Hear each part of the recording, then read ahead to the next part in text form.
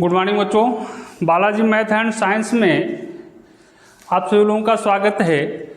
यदि आप सभी लोग हमारे चैनल को सब्सक्राइब नहीं किए हैं तो सब्सक्राइब कर लीजिए और बेल आइकन को भी प्रेस कर लीजिए ताकि जब भी हम यहाँ से कोई नया वीडियो अपलोड करें तो उसका नोटिफिकेशन सबसे पहले आप सभी लोगों को मिल जाए।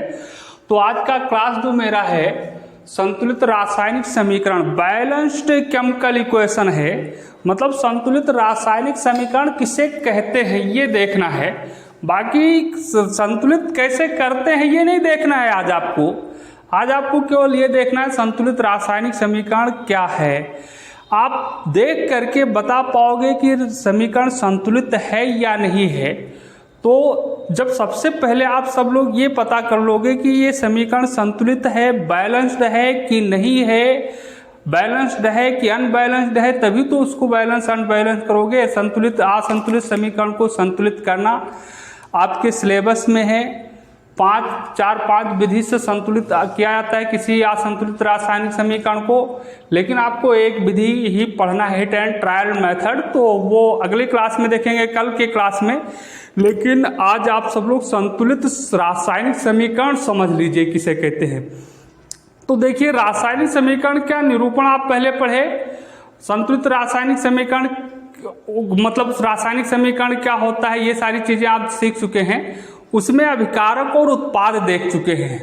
तो ऐसा कोई रासायनिक समीकरण मान लेते हैं, ऐसा कोई रासायनिक समीकरण है जिसमें अभिकारक और उत्पाद दो होते हैं। तो अभिकारक में जो जो तत्व हैं और उत्पाद में जो जो तत्व हैं, उनमें सभी तत्वों के अगर परमाणुओं की संख्या बराबर है, जैसे अभिकारक में जो तत्व 3 प्रकार के तत्व हैं तो उत्पाद में भी उतने ही प्रकार के वही तत्व रहेंगे। ये निश्चित है कि क्योंकि किसी भी रासायनिक अभिक्रिया में ना तो किसी तत्व के परमाणु उत्पन्न होते हैं ना ही नष्ट होते हैं। रासायनिक अभिक्रिया में बताया गया केवल परमाणुओं का पुनर्व्यवस्थापन होता है, परमाणु ना उत्पन्न होगा ना नष्ट होगा।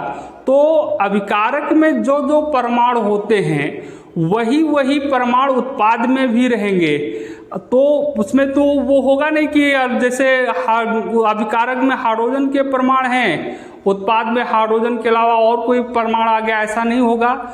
मतलब जो जिन जिन तत्वों के परमाणु अभिकारक में रहते हैं उन्हीं तत्वों के परमाणु उत्पाद में भी रहते हैं होंगे।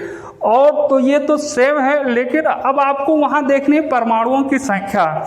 यदि अभिकारक में और उत्पाद में परमाणुओं की संख्या, प्रत्येक तत्वों के परमाणुओं की संख्या बराबर है तो वो रासायनिक समीकरण संतुलित रासायनिक समीकरण कहलाती है।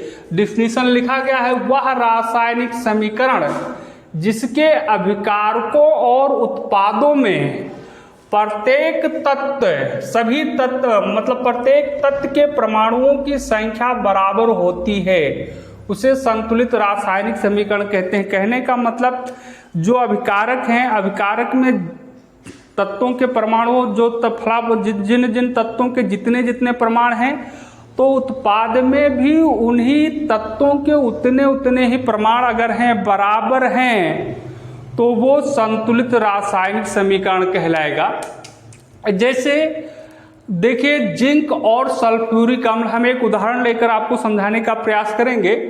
तो जिंक और सल्फ्यूरिक अम्ल आपस में अभिक्रिया करके जिंक सल्फेट और हाइड्रोजन गैस बनाते हैं। ये रिएक्शंस कल के क्लास में भी आप लोग पढ़े थे, उदाहरण के रूप में लिया गया था, यही रिएक्शन फिर लिया गया है। तो उस रिएक्शन को हम लिखेंगे, उसके बाद हमें ये देखना है कि संतुलित समीकरण है कि नहीं है। तो रिएक्शन प्रतीकों द्वारा निरूपित करेंगे। जिंक है तो Zn और प्लस सल्फ्यूरिक अम्ल का अणुसूत्र जानते हो H2SO4, और उसके बाद में एरो लगा देते हैं।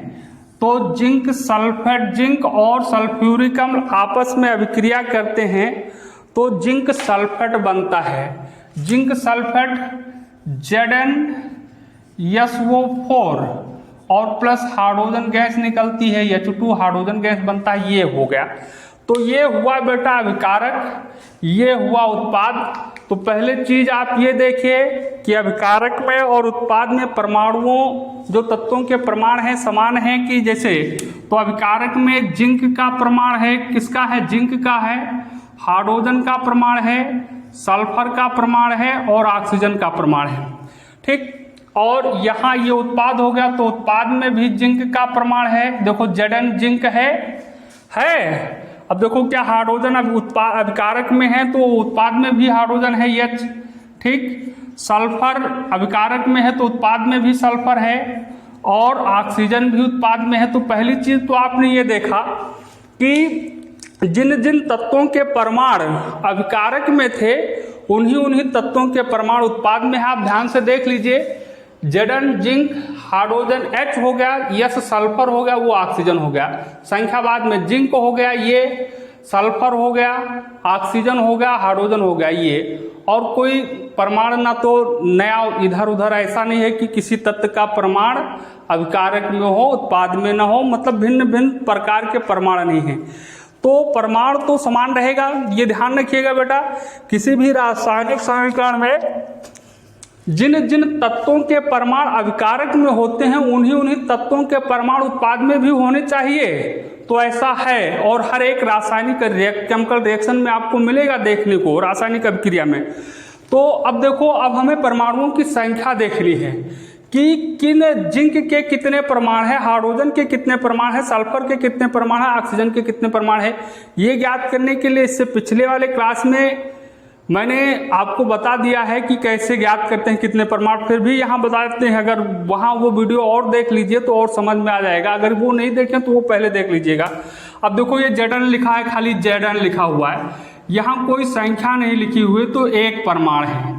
जिंक के परमाणु की संख्या 1 है, हाइड्रोजन के परमाणु की संख्या 2 है, H2 लिखा हुआ है, मतलब H और इसके बाद में 2 लिखा हुआ है, तो यहाँ 2 परमाणु है। ऐसे सल्फर यस काली लिखा हुआ है, यहाँ कोई संख्या नहीं लिखी, 1 परमाणु है।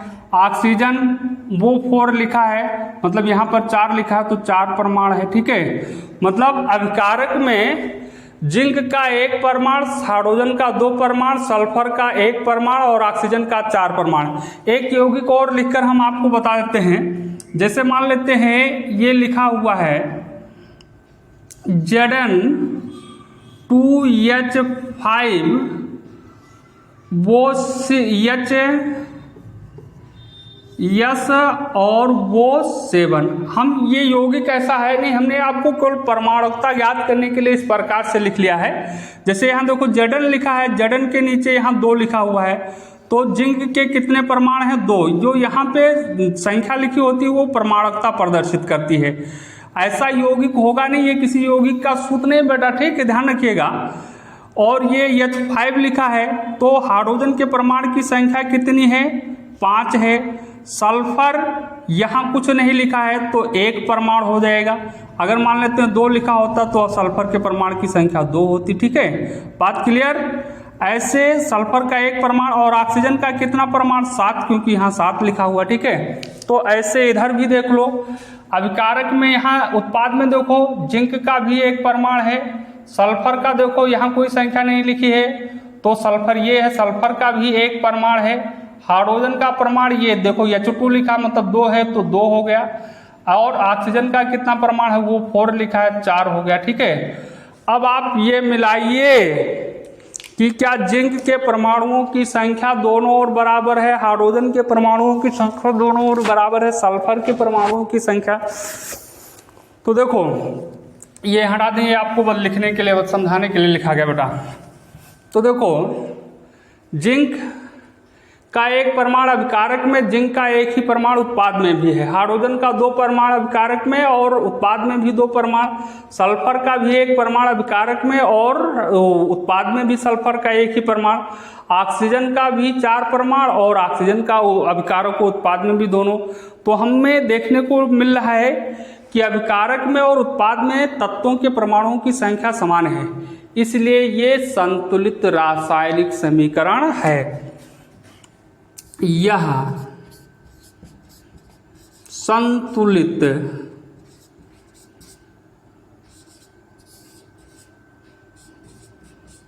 रासायनिक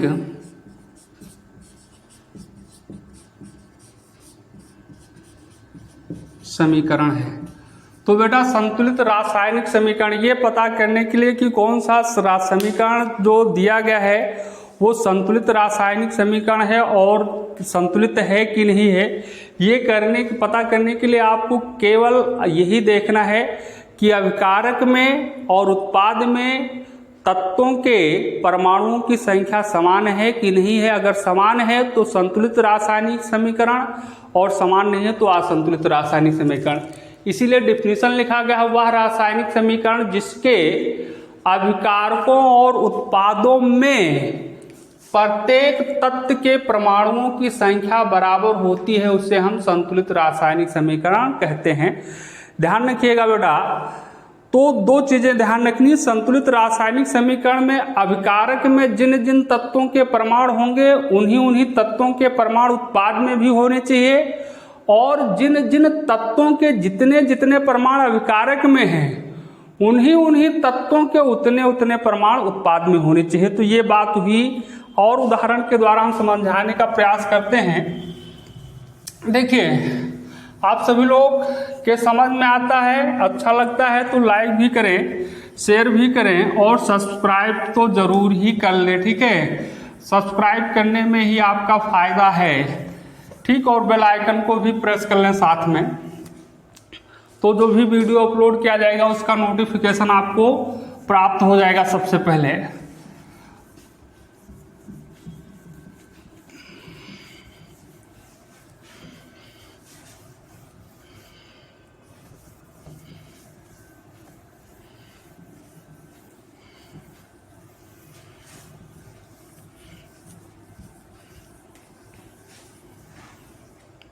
एक उदाहरण और लेते हैं बेटा।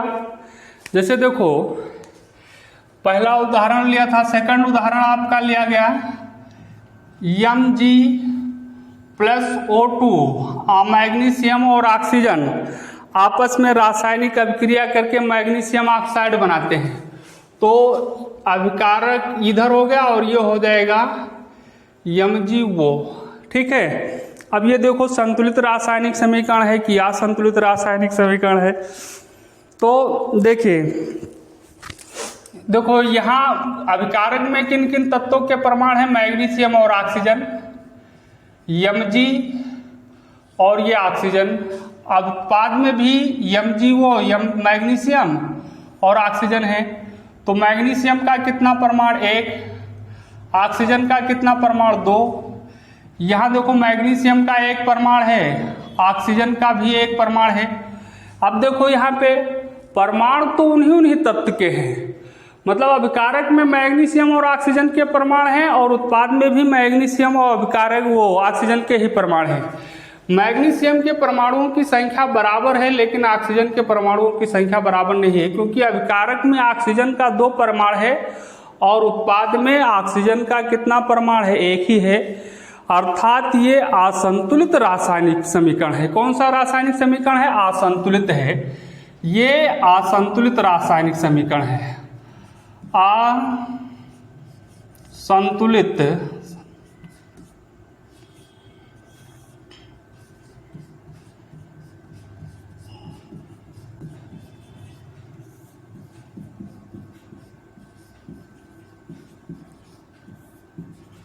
समीकरण है। अब अगर इसका संतुलित रासायनिक समीकरण लिखना होगा तो ये लिखोगे Mg+O2 यूरो, ये हो जाएगा 2MgO, यहाँ 2 रहेगा, ठीक है। ये संतुलित रासायनिक समीकरण है। ऊपर वाला क्या है? संतुलित रासायनिक समीकरण। ये संतुलित है, संतुलित। इसका संतुलित करना आपको कल बताया जाएगा। समीकरण लिख लीजिएगा बेटा, ठीक है। ऐसे अन्य उदाहरण से भी आप और समझ से एक उदाहरण और लेते हैं, समझाने का प्रयास करते हैं। जैसे देखिए लिखा हुआ है, चलो कोई उदाहरण ले ले। ये ले लेते हैं Zn प्लस